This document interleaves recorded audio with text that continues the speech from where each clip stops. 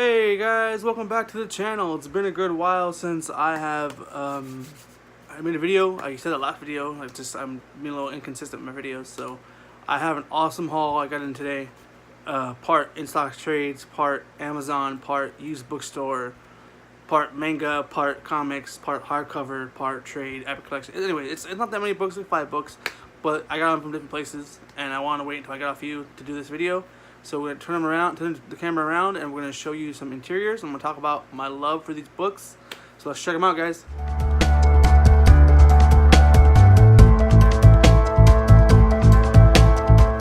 Alright guys, first up is the big boy, the Spider-Man vs. Venom Omnibus.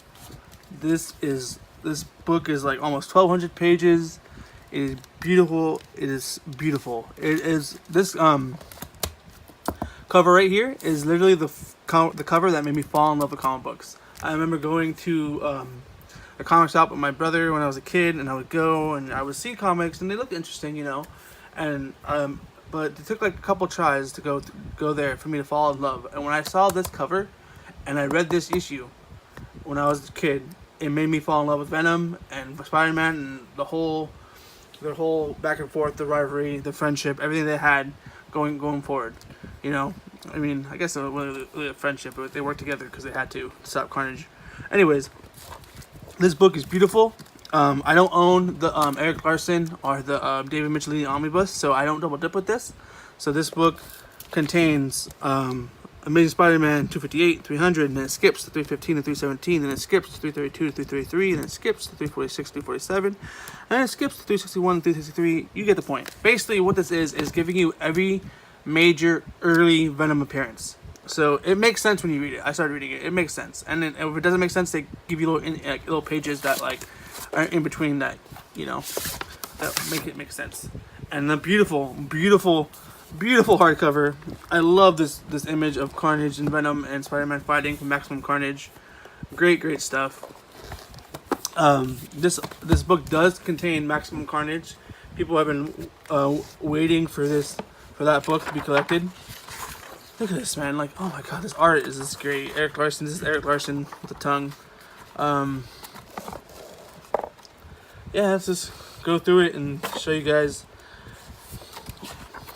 what this is all about.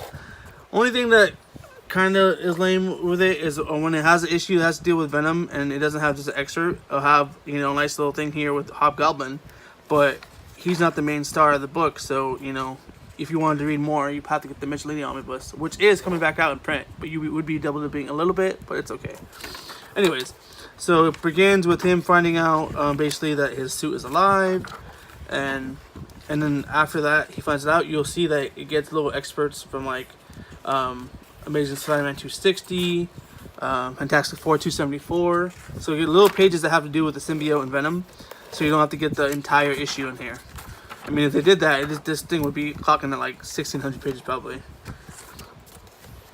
So you start going in here, and we get the, you know, the wonderful Spider-Man 300 right here. Of course, Venom's first full appearance, and he didn't get the tongue until Larson started doing it, and I'm pretty sure this is some McFarlane art. This is this childhood, man. Everything about this book is like what got me into comic books, what made me fall in love with the medium. So when I saw this was coming out and what it was collecting and how it was collecting it, I just look at this, man. It's so beautiful. I had to get it, you know. I had to get it. This is like everything that made me fall in love. So Venom just chilling. That Eric Larson craziness, man. I like the crazy Eric Larson Venom. I like the normal Venom. I like the comic violent Venom. They're all good. I haven't really seen a bad Venom drawn. I mean, I'm sure there has been, but to me, I love every way he's drawn. We got some Carnage in here. You have the Carnage origin story, which is wonderful. And then skip away a little bit, and we have the maximum carnage back here. There's also the spirit of Venom in here, where he fights Ghost Rider, and there's here you go with the Ghost Rider arc. And then when he fights Wolverine in here, Basically, if you're a Venom fan, I feel like this is, and you don't have all those other Omnis, this is the book to get other than the Venom Omnibus. Because the Venom Omnibus is great, but it has some kind of subpar stories in my opinion. So this is definitely the one to get if you're a Venom fan. It has his better first experiences. Here's I believe the first issue of Maximum Carnage right here. Yeah, Carnage breaking out Fabulous first issue. Maximum Carnage begins here. This is the when he breaks out of prison and he starts getting his crew together, Shriek and Doppelganger and Demogoblin and all that stuff. This is great, man. I had this the Maximum Carnage paper trade actually. I gave it to my brother-in-law because I'm like, hey man, you can have this if you want to get into comics, and this is a great one to get it because everyone loves Venom Carnage. I'm like, I'm gonna have it in this big oversized format, so I gave it to him. So hopefully he appreciates that.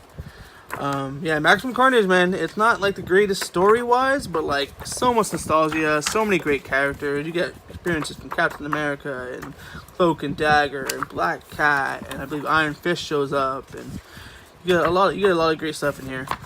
I can go on and on about this omnibus. Maybe I'll do its own video one day, but yeah, let's just get to the back. I'll show you the extras.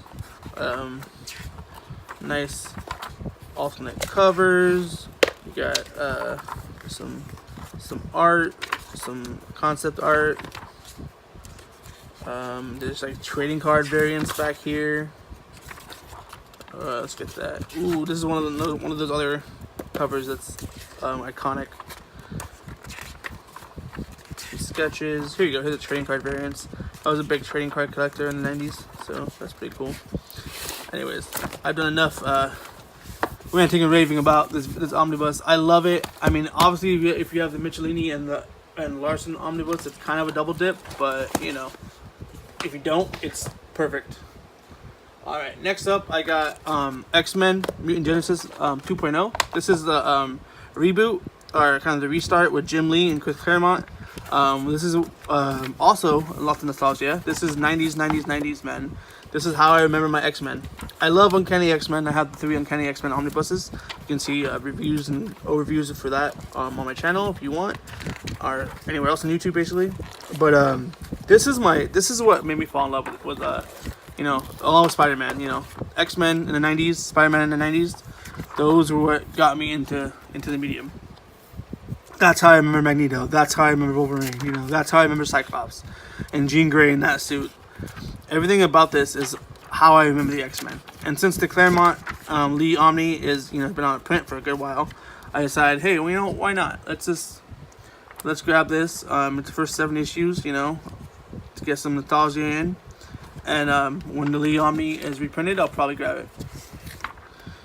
So I'm a 90s kid. I grew up in the 90s. So the X-Men 90s cartoon and the 90s Spider-Man cartoon, also the Batman, were my jams, man. That's what I watched. Jubilee. And I watched them and they made me fall in love with comics, and that's why I collect now. So also it has this amazing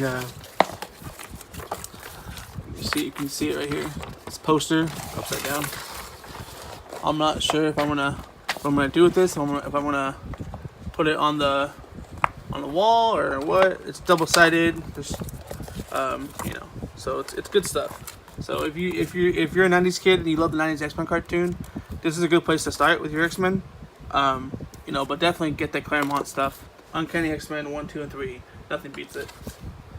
All right, next up, I got Epic Collection Daredevil Heart of Darkness. This is Anna Senti's the rest of her run. I have volume 13, which is the Touch of Typhoid, which is the beginning of her run.